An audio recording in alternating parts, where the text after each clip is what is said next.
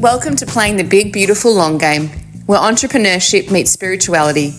In this podcast, we explore the intersection of personal fulfillment, spiritual growth, and business success.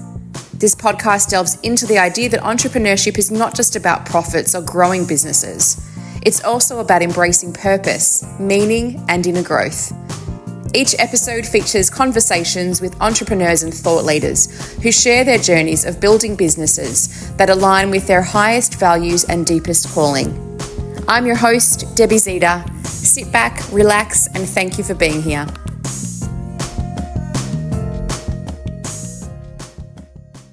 Welcome, beautiful Kate. I'm so excited to have you on this episode. Can you please let the audience know who you are and what it is that you do? Oh my goodness, thanks so much, Debbie, for having me. I'm very, very excited to be here and who I am and what I do. Well, people actually know me as the Unicorn Connector because I have this ability to connect people from the soul, from the heart, and to create incredible collaborations. What I do right now at the moment is that I'm driving an intelligent wellness project into India, partnered with Infosys Technologies and OpenAI. So that's a very heartfelt, driven project that I'm so excited about. And also, I run incredible exclusive events for entrepreneurial women, C-suite CEO founders, and we create experiences like you've never experienced before.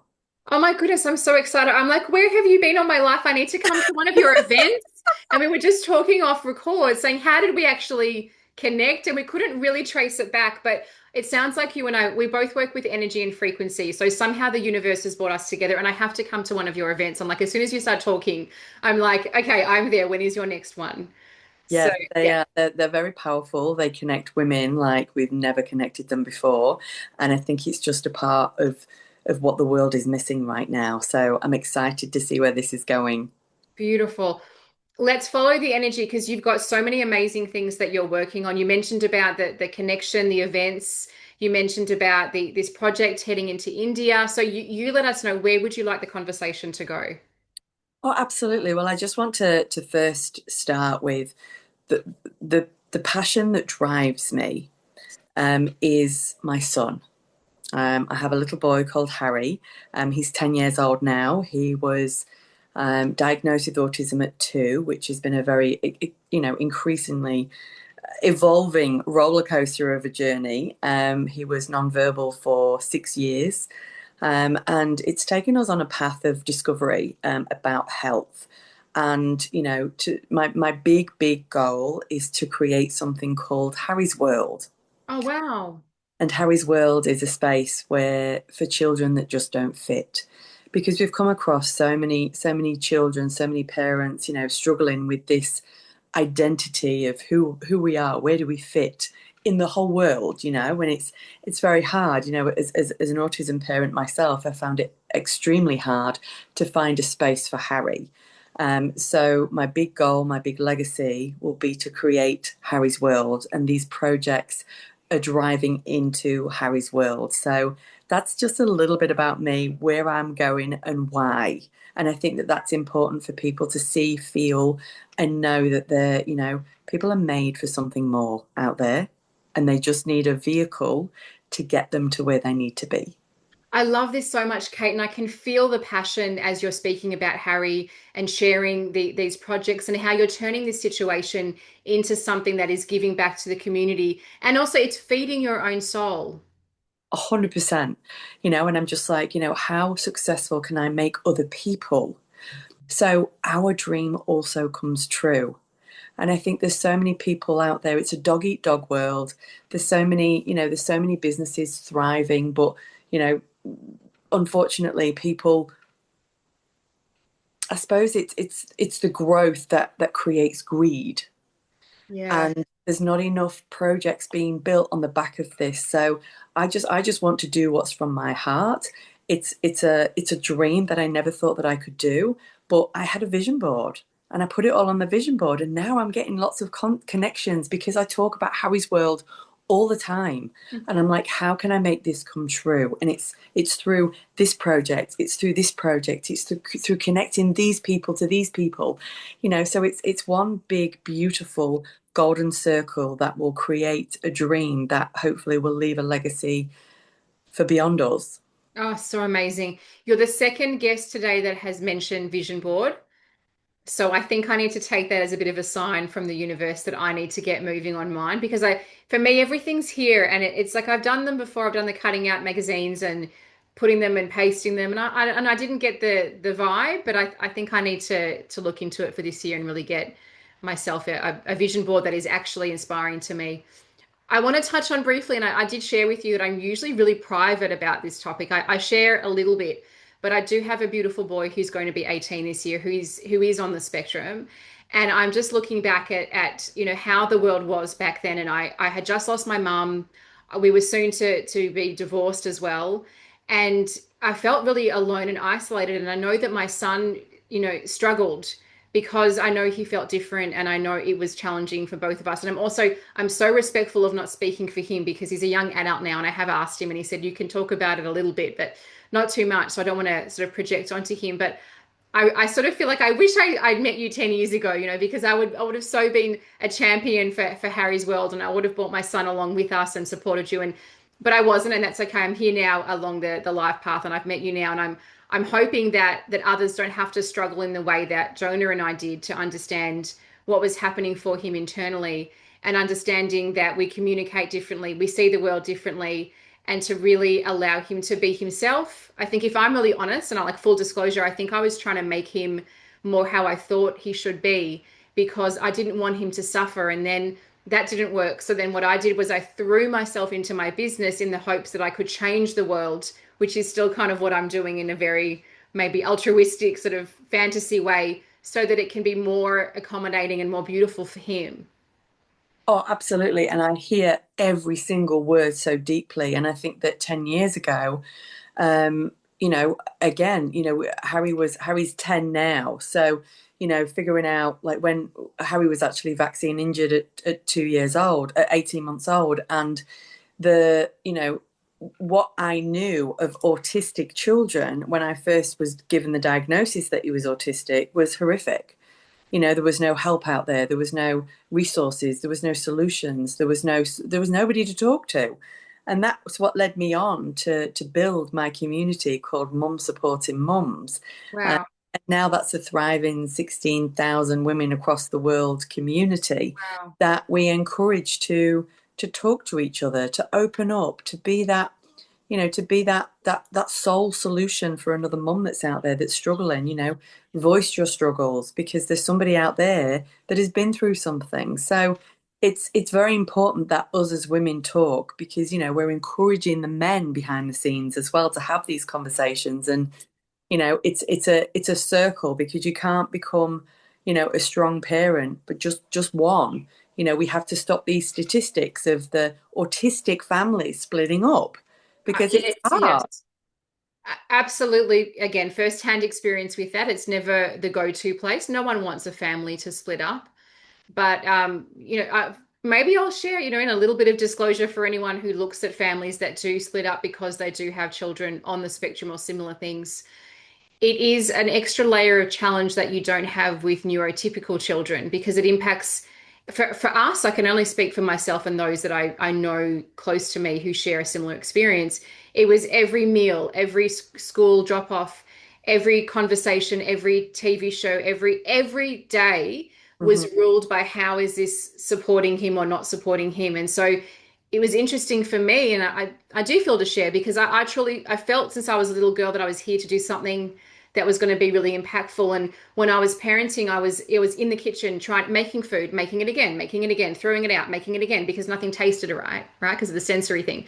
And then sleeping, well, that didn't happen. I literally didn't sleep for 6 years because he didn't sleep.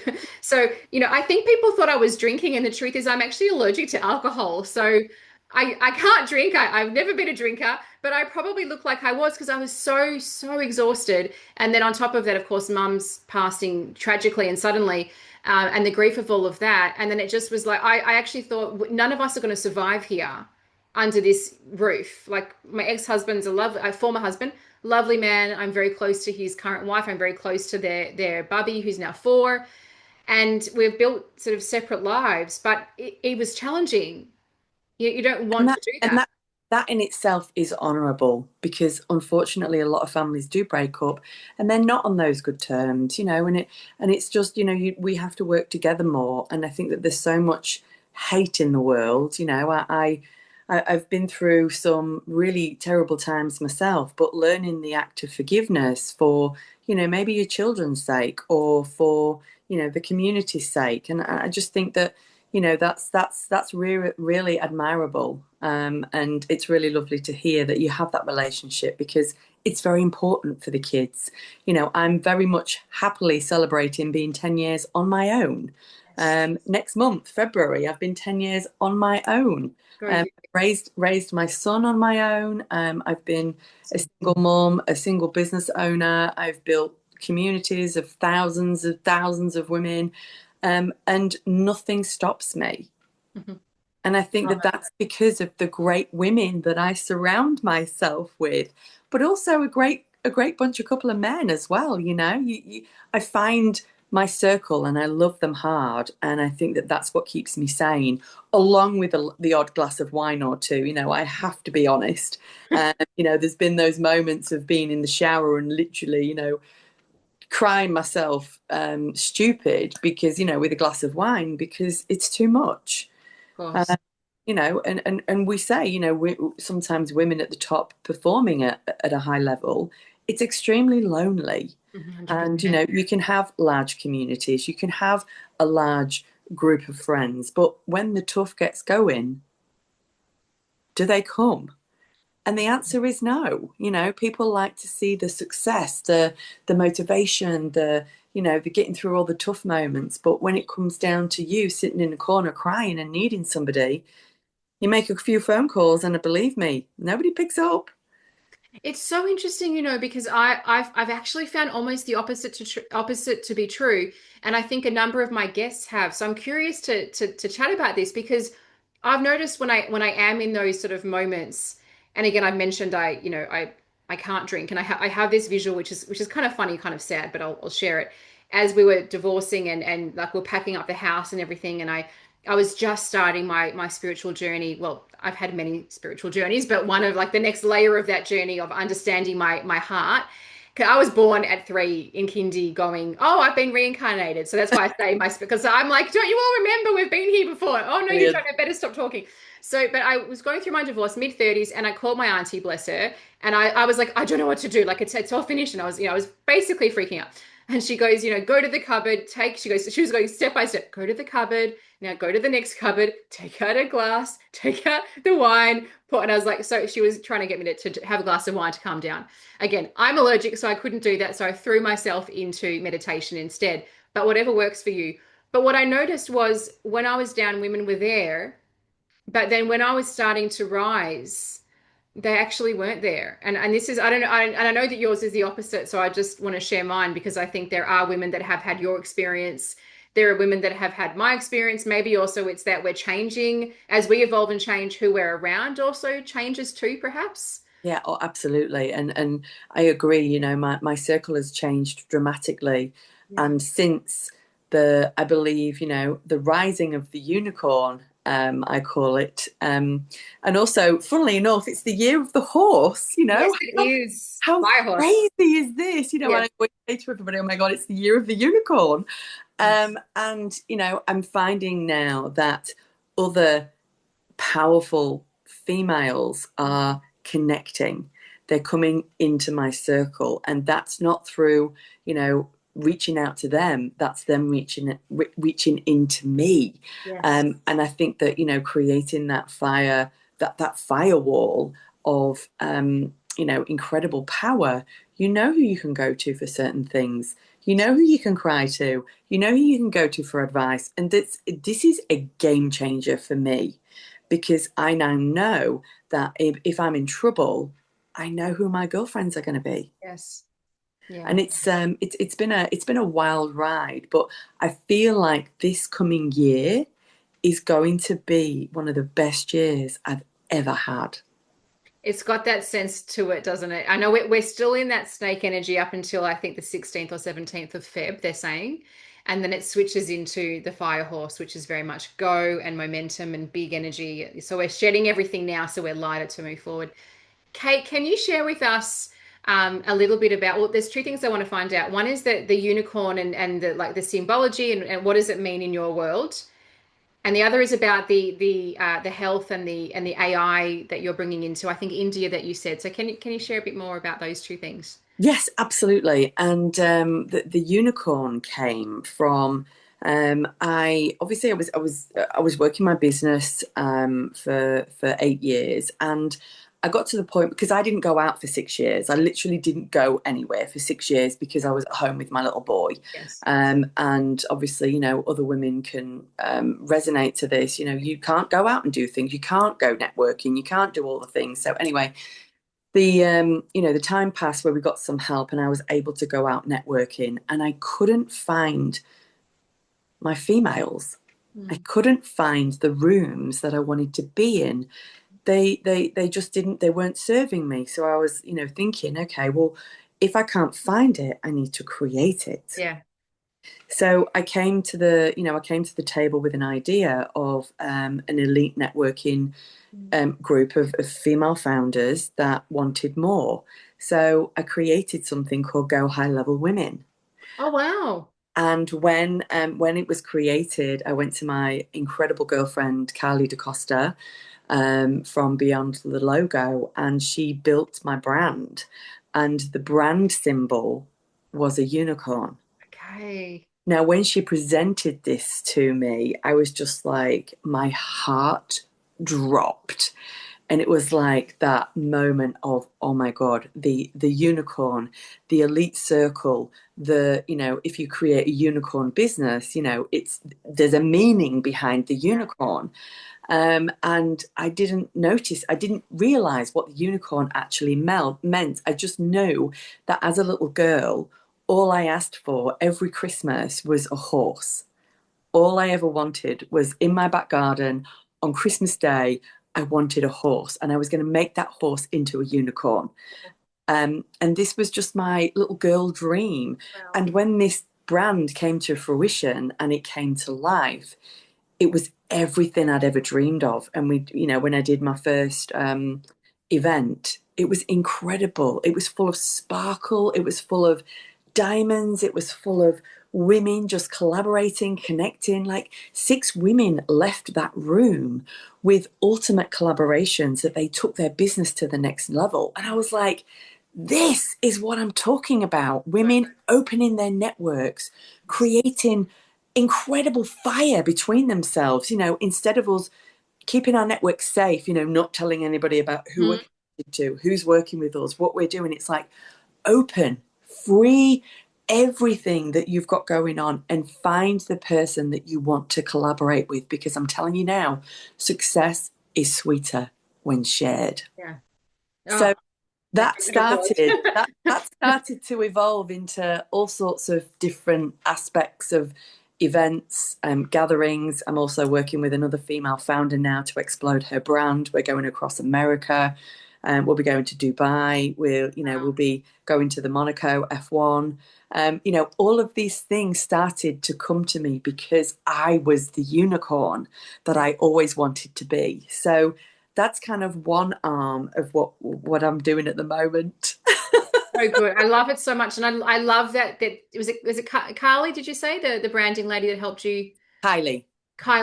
Did you tell her about the horse or the unicorn, or she just presented? No, but it spoke to your little girl, your inner little girl. Yeah, well, when I actually went to do a first branding experience, now I never knew that there was a brand personality. I never knew that she would all she wanted to do was get into my brain and get everything out of my brain onto a whiteboard. And the experience was something that I'd never experienced before. Yeah. This woman knew what she was doing. She'd built brands from the ground floor up, and she just gave me all of these ideas of what brands mean and how they can actually make you money when you're not in the room. Yeah. So it was the experience that I was very connected to. And when she came to you know, when she came to the table with what she created, I was just like, that just spoke to my soul.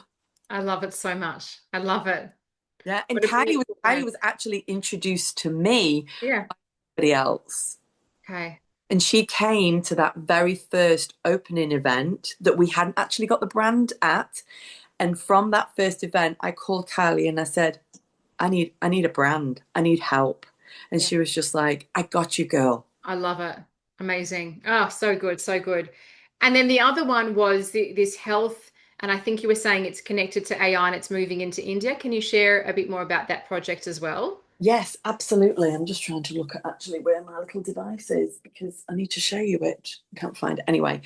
So when I'd actually left my domestic violence situation, I was left homeless. Wow. And we came to Melbourne without a cent in our pocket. I had left my ex-partner quite suddenly, and I was on a partnered visa.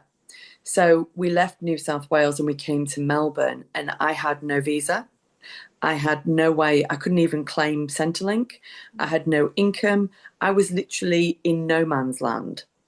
So fast forward kind of 6 months where I had to live in a shed, and then I was given my visa through the domestic violence situation. So we left in the December, and I got that granted in the April March time. I could then work, Wow. and we could then get given a house. So we were given a safety house, a safe house, which we lived in for a few years before I built my business. But a girlfriend of mine had seen my journey. She was somebody that I connected with when I very first came to Australia with a backpack and a dream. Thought I was going to live with all the cool kids on Home and Away. She got me in a job. We met once, and she was a recruitment consultant. She got me in these incredible jobs because just from the first meet, she was like, I can see that you are a doer, you're a hard worker, I can trust you in a role. You know, she just made magic happen for me. Mm. But I stayed friends with her, and she connected with me when I was in this situation, and she said, Kate, I think I found something that you could run with really fast. You could create an income, you can build your community, you can do all the things that you're magical at. So she went to a home party with these incredible AI devices that were beauty and wellness. And she was like, if anybody can do this, you can do this. I didn't have a bean to my name. She sent me a starter box and she said, Kate, this is it. We're going to run with it. It's not going to cost you a cent because I know you're going to pay me back one day. So with that little beauty box that she sent me, I wrote down how many whitening toothpastes I had to sell to make $250. I wrote down what community I had to build to make my first $1,000. I worked out how many other mums I could help make $250. And within my first month, I'd created an empire of women earning extra grocery money. Within 3 months, I'd earned my first $10,000. You're actually Within, making me cry. within 6 months, I'd helped 5 other women make $10,000. Wow. You know, that deep connection of elevation and being able to gift somebody else the freedom of money. And all I needed was an extra $250 to make bank, to put food on the table, to put fuel in the car, to, you know, to put nappies on my baby. Because nobody was giving me anything. You know, it was a rough ride. And through that, this company took me on a roller coaster of life. You know, they gifted me, you know, holidays that I'd earned. You know, they took me around the world. And when AI came to fruition and these companies all partnered with, it's New Skin Enterprises, who I'm partnered with very, very proudly. They wanted me to head the AI technology expansion into Wow. India. Wow. we now Never have a about device. 100 We now have a device called Prism IO, and it's a little hockey puck device. I call it a hockey puck because that's what it's shaped like. And you put your finger on it, and in 15 seconds, it tells you your antioxidant levels, and it gives you your health reading. Wow. Now, every practitioner in the world needs one of these because it is literally about to change the world. And I'm seeing it already. We've currently onboarded 3,000 doctors across Southeast Asia, Australia, and the USA. Wow. It's a game changer in technology that we are now gifting the world with the control back of their health. But the thing that empowers me most about it is I don't have to take my little boy for a blood test anymore. I don't have to hold him down when they have to, push that needle into his arm.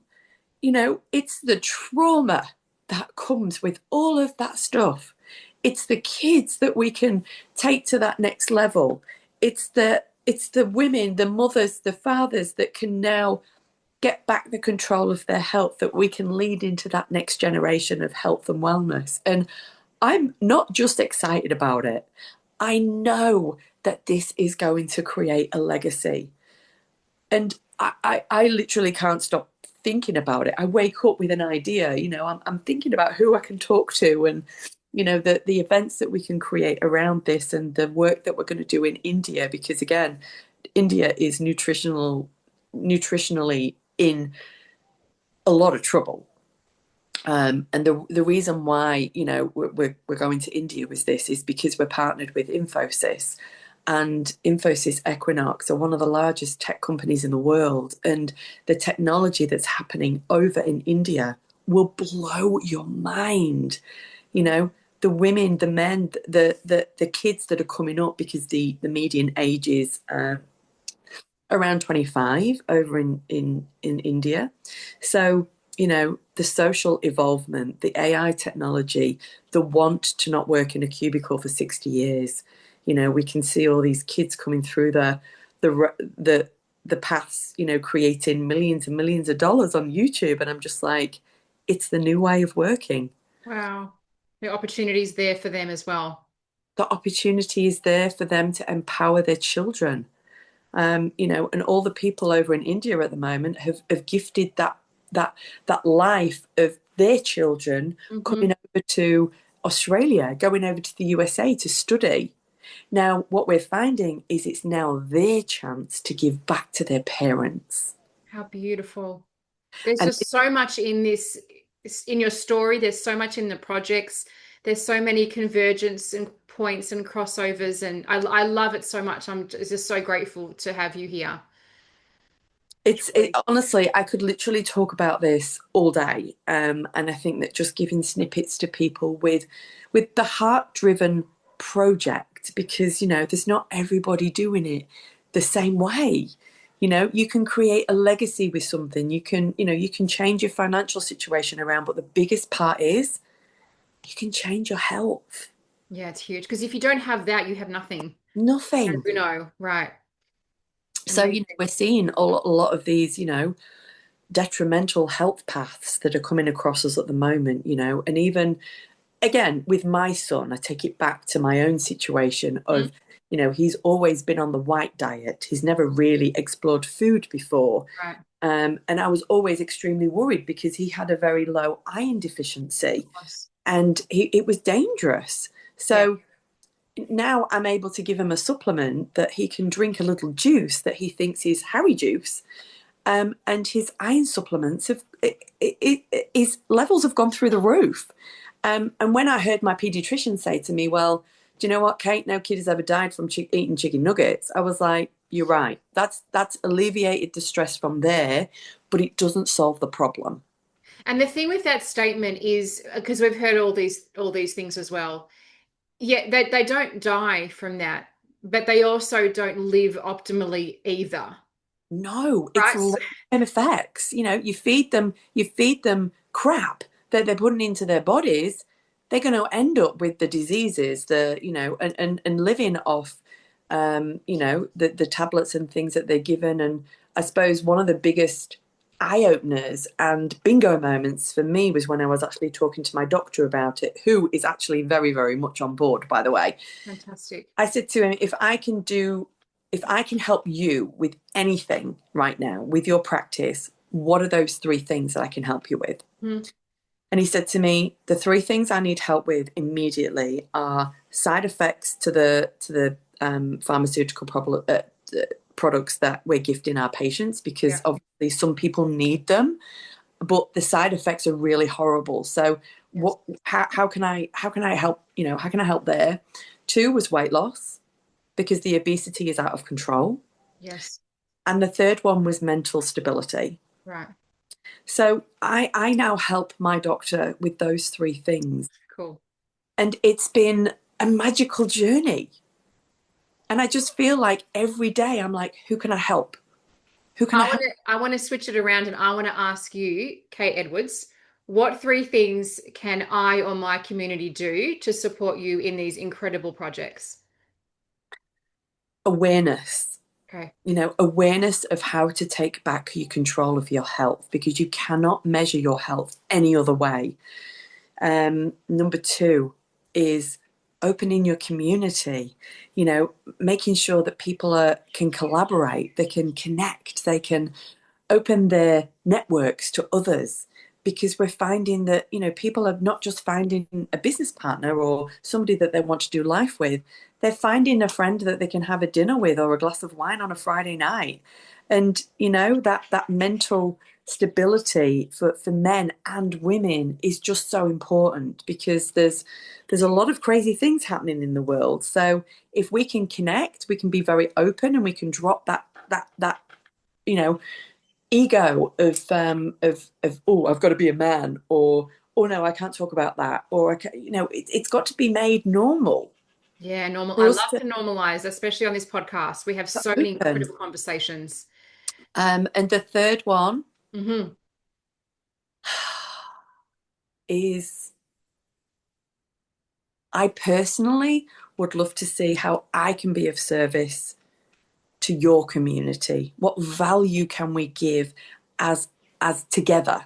You and I, what Yes, can we do to empower those people? I'm so up for that. What gift have I got that I can help your community with, and what gift have you got that you can help mine with? Yes. And I think that those are the things that I'm very, very empowered about. Amazing. We 100% I have to come to your next event. So you have to Of let me course, know when that is. yeah. We have to get our forms sorted as well, because I know we had some tech glitches to make sure that we've got your show notes and everything and all the rest of it that we need to, so that we can add that into the episode as well. I could literally stay here with you for the next 5 hours. I think I've you're just enjoyed this so amazing. much. You're just such a bright spark, and you're so genuine. You can see your passion, and I just feel so aligned with what you're working on in the world. And it lights me up to share space with women like you, and to see what you're achieving and what you're giving back. And I can also see that you've got, we call it the growth mindset, where you're just always learning and evolving. And And I love that. failing forward, I love that. Failing. share your fails to another human, and so they don't have to go through that. Absolutely. Absolutely. Can we finish off? We've got two little questions for you. The first one is, out of my beautiful framework, the six selves, what self is your favorite and why? The legacy self. Yeah. And it spoke to me immediately as soon as I saw all of them. And I feel like, the legacy that you can leave for another human coming through into this world right now, which is pretty scary, it's going to give them a path. Yeah. It's going to give them their yellow brick road. And the yellow brick road that we've been taught for the last, 100,000 years or whatever, we've been taught to be born, to get go to school, get a job, work in a cubicle for 60 years, get married, have kids, and all the things. Like, there's a different path now. Yeah. I call that the linear path that I really tried to stay on, because I wanted to be a good girl for my mum. I loved my mother dearly. And also she was very adamant that that's what I had to do. And I wasn't powerful enough back then, or I didn't know my power enough to set the boundaries to say no, mum. So I just did the good girl thing. And then when she transitioned, when she passed away, because there's the transition, it depends who you're speaking to. When she passed away, I realized I was living by her script. And I couldn't do that anymore because there was literally no one to do that for. The person that I loved the most that was gone. And so the rug was pulled out from underneath me, and then I had to find a path that was more me, and that was not linear. It was very scenic route, and challenging and amazing and passionate and terrifying and chaotic and a roller coaster. Right? Roller coaster. But here's the thing though, it's authentically me. So when I take my last breath, I'm never going to say I wish I did, or I wish I did it. I did my absolute best. I do my absolute best. And for me, that's the sign of a good, rich life. And by rich, I don't just mean money. I'm talking about your emotional wealth and your spiritual wealth too. So lucky last question is, what advice do you have for others who are creating a business that serves both the world and their heart? Ooh, I always say get a good mentor. Yeah. Having a good mentor is really important, and I didn't see the value in that until maybe a year ago. Mm-hmm. And I take a lot. I also listen a lot to Alex Hormozy and his dear wife Liza, which just blow my mind. Mm-hmm. And I just think be open to the information that is freely available to you. Find something that you really love and just run very fast with it. Never take no for an answer. And I'm just going to leave you these famous words: just win. Beautiful. We love you. Amazing, amazing. We appreciate you so very much. Thank you, thank you, thank you, Kate. My pleasure. The information provided on this podcast is for informational and educational purposes only and should not be considered medical, health, or financial advice. Always consult with a qualified health professional or financial advisor before making any decisions related to your personal health or finances.